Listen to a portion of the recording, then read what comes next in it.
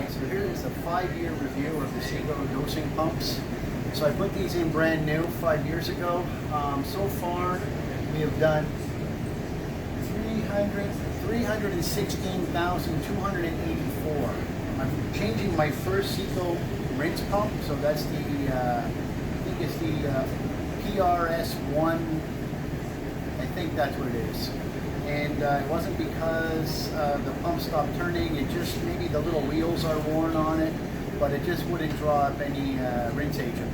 Anyway, so that's just an update for these Seko dosing pumps. After 5 years, we get fantastic results of them.